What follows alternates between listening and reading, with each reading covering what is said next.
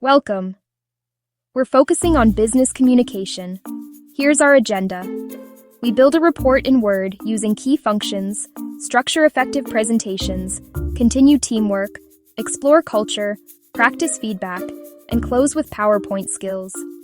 We start with the presentation structure, beginning with a strong title slide. Include the presentation title, your name, and the date for quick context. Then add an introduction, a brief topic overview, plus clear objectives or goals. Follow with an agenda slide that lists the main sections you will cover. Content slides. In Section 1, state the main point and support it with key details, data, and visuals, charts, graphs, and images. Section 2 uses the same pattern, main point, concise evidence, and clear visuals. Repeat as needed. Add case studies or real examples to make the points tangible and relatable. Wrap with a summary slide, recap the key takeaways, and state a clear conclusion. Final slides. Open Q&A. Show a closing thank you with contact details, list references for all sources, and include an appendix for detailed charts, graphs, or data tables. Next, we'll add visuals and best practices to bring this structure to life. Page 6. When I add graphics, charts, or images, I go to Insert, pick the object, and place it where it best supports my message. I only include visuals that clarify the point and improve understanding. I number each visual, Figure 1 or Chart 2, and add a concise descriptive title so viewers know exactly what they're seeing. I cite the source directly below the visual. Example, Figure 1, Market Share by Company. Source, XYZ Research 2023, page 7. I list references in alphabetical order and follow APA format. When I use an APA generator, I visit the link on screen, then review the output and enter any missing details manually. Page 8. Best practices. I choose readable fonts, size, color, and style, with sufficient contrast. I keep design consistent and limit colors to 3 or 4 with an appropriate background. I format spacing, titles, subtitles, and visuals cleanly, keeping text minimal. Next, I'll show the collaboration tools that make this even smoother. Page 9. Quick recap.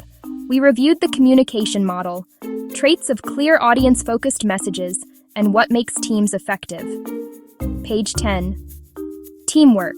Let's continue with how we operate day to day. Page 11. We assign roles early and align on scope, goals, timeline, and decision rules before drafting. We build rapport, then document ownership so responsibilities are crystal clear. We define workflows, version control, and how we co-write without overwriting each other. We standardize tools and schedule short, regular check-ins to stay aligned. Page 12. In Google Docs and Microsoft Word, we use comments, track changes, and review panes. PDFs also support review, comments, and live collaboration. Cloud platforms remove geographic barriers and time zones so we can work together in real time. Page 13. We use Groupware, shared online workspaces that centralize files, tasks, and conversations. Examples we use include Dropbox, Microsoft 365, Miro, Canva, and Google Workspace. Effective collaboration underpins our success. Next, we apply these skills across cultures. Page 14. The role of culture in how I communicate. Page 15. Diversity means the many characteristics and experiences, race, age, gender, orientation, beliefs, religion, abilities, and education that shape how we show up at work. In short, diversity is everything that makes each of us unique. Page 16. A diverse workforce gives me broader ideas, better reach into diverse markets, and a stronger talent pipeline. Culture is the shared system of values, beliefs, and norms. Cultural competence is appreciating differences and adapting my message accordingly. Page 17. High context versus low context at a glance. High context, meaning is implicit in relationships, setting, and nonverbal cues. Low context, meaning is explicit, clear direct words. Think of a continuum from high to low. I adjust tone and detail to where my audience sits. Page 22. Key aspects I consider: social customs, time orientation, manners and respect, individualism versus collectivism, status and roles, authority and power. Page 23. Also, nonverbal norms, generational differences, gender and orientation, religious practices, and ability and accessibility. Respect and adaptability drive results, setting us up for cultural styles next. Page 19. In high-context settings, I lean on shared background and relationships. Much is understood without being said. I read between the lines. Tone, pauses, and gestures matter. I'm indirect when harmony and rapport come first. Trust builds over time. I honor group identity, and authority often flows through relationships rather than only words. Examples often cited include Japan, parts of China, and many Arab Gulf contexts. Recognizing individuals vary. Page 20. In low-context settings, I'm clear and explicit. Words carry most meaning, with a focus on efficiency.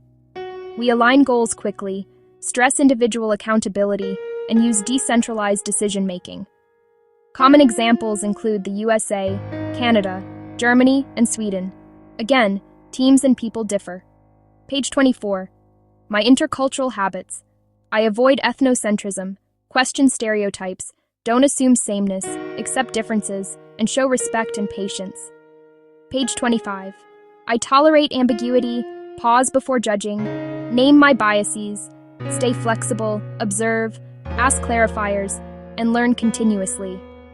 Page 34. I match style to context, more direct in low context, more relational in high context. Next, I'll apply this to feedback methods. Page 26. Feedback, how we grow and improve. I use feedback to improve performance, behaviors, and deliverables. It comes from peers, managers, customers, and my own reflection. Feedback can be reinforcing or constructive. I capture it through one-on-ones, project reviews, customer input, and quick pulse checks. My goal is simple: make the work better and build a growth mindset, not to judge the person. Page 28. Coin method, context. On Tuesday's stand-up. Observation. I noticed the draft slipped a day. Impact. QA compressed, risking defects. Next steps. Let's align timelines. I can help refine estimates. I ask for feedback before giving it. That signals openness, builds trust, and makes the conversation two-way. Page 30. Bias shows up when women get personality-focused notes and men get behavior-focused ones, or when advice is unsolicited. I counter this with role-based criteria, structured prompts, calibrated examples, and inclusive, objective wording. Page 31. Activity. Match traits to feedback style. Consider cadence, channel, and specificity for each group. Page 32. Boomers prefer formal, scheduled sessions. Gen X values direct, concise input. Millennials like frequent coaching. Gen Z expects instant, digital feedback. Page 33. Direct feedback is clear and explicit, common in low-context cultures. Indirect is subtle and relationship-aware, common in high-context cultures. I adapt by mirroring tone and checking for understanding. Next, tools, tips, and links to put this into practice. Page 35. I'll walk you through Canva and PowerPoint to explore what we can build together. Page 36. 5 quick tips. 1. Large readable type. 2. Strong contrast. 3. Consistent alignment. Page 37. Plus 4. Generous white space. 5. 1 idea per slide. For best practices, see the guide linked below and on screen. Also, check the beginner's guide. See the link on screen for creating more engaging presentations. Put these frameworks to work on your next project and share your deck with me for feedback. Subscribe for more MBA-ready communication skills and download the checklist below.